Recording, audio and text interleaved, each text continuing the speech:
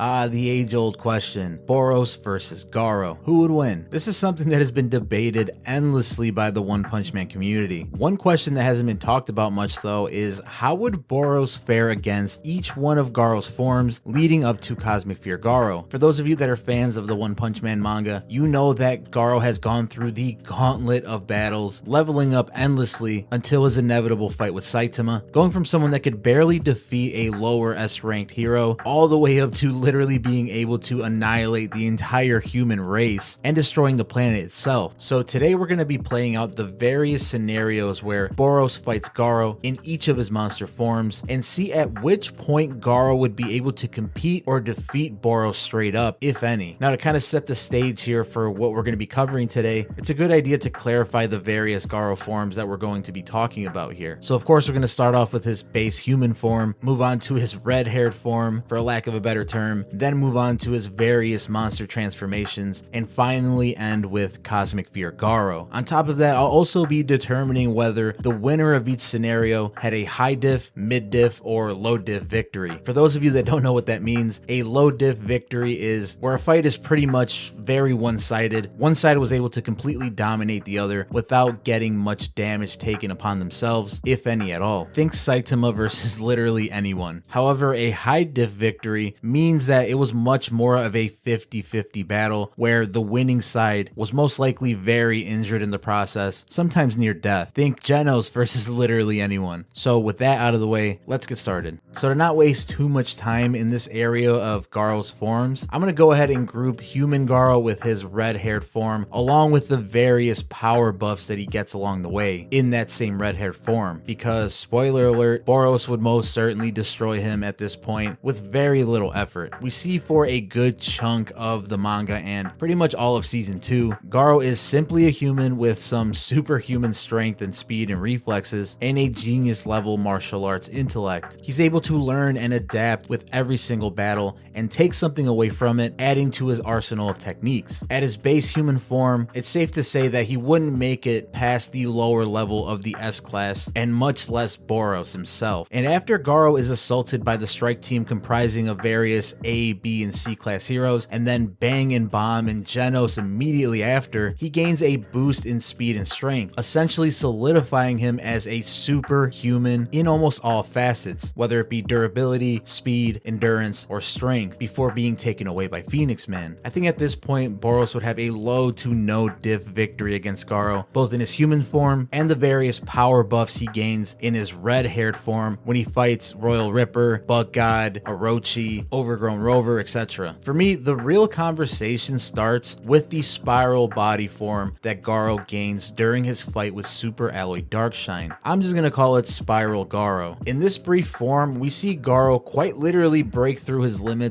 and impressively overwhelm the most physically durable hero in the association. He's able to use both the Whirlwind Iron Cutting Fist and the Water Stream Rock Smashing Fist simultaneously at this point, and what really makes me think that this is the point where Garou starts to pose a challenge to Boros, whether it be a small one, is the fact that by the time Garou starts to break his limiter, his growth becomes completely exponential from that point on, as of course we see later on in the manga. So if Garou were to manage to survive one or two blows from Boros, he'd begin to power up to match his strength again and again and again. However, I still don't think Garou would be able to immediately stand up to Boros's raw strength and would more than likely be killed before he could really get going. So I'm still giving this a low diff victory to Boros. Now, this is the point of the video where we can really start to have a debate here. After his fight with Darkshine, Garou suddenly had a monster transformation and was buried under the rubble of the Monster Association after Tatsumaki had lifted the entirety of it from the ground. Once he came to and made it back to the surface, he ended up in this feral state where he then battled Bomb and then Bang. After his fight with Bang, he comes to his senses and has one of the most incredible sequences in the entire story where he kills Vomited Fear Ugly and lands blows on Platinum S and Evil Natural Water in fractions of a second. He goes on to have an incredible three-way battle with Flashy Flash and Platinum S where Garou comes out on top, and then immediately after that takes care of Sate's Centipede along with the help of Metal Bat of course, and eventually acquires his perfected technique, the Godslayer Fist. Now these are all high-end dragon level threats we're talking here, and Garou eventually defeats them all, so So this is why I say this is where we actually start to have a solid conversation about this based off with Boros. At this point, you could argue that Garou's speed and technique would make up for the difference in raw power between him and Boros. We see later on in the manga that in his monster forms, he's able to dodge and straight up counter Saitama's attacks, so of course if he can do that, he wouldn't have much of a problem doing it to Boros. Boros would be able to deal devastating blows on Garou, but his newly acquired inhuman reflexes and speed, along with his genius level fighting acumen, would make it very difficult for Boros to land a clean hit. That being said, I think that at this point, Boros would need to go into his meteoric burst form to be able to finish the fight, and he would more than likely take some damage before doing so. I think after revealing his meteoric burst mode, Boros would be able to get a clean victory over Garou, but again, not before getting some damage dealt to him before he went into this form. So I'm going to give this victory still to Boros, but this time it's a mid-diff victory. Okay, so this is the point where nothing is going to come easy for Boros here, and a clean victory becomes much less likely. During the beginning stages of Garou's battle with Saitama, he begins transforming into a full-fledged monster, which I call Gargoyle Garou. He gains even more strength and speed boosts, gains energy projection and flight abilities, and is even able to use a second pair of arms to charge up and deliver a blow so massive that it literally bulges the other side of the planet. Boros would most certainly need to go into his meteoric burst mode to keep the fight competitive, and at this point, Garou has become so tanky that many devastating blows from Boros would just leave Garou further powering up and matching his strength. The battle would most likely drag on up to the point where Boros is forced to use his ultimate move, the collapsing star roaring cannon, to finally finish the fight. This would be something that Boros needs to do because at that rate, if they continue battling just with straight up punches and various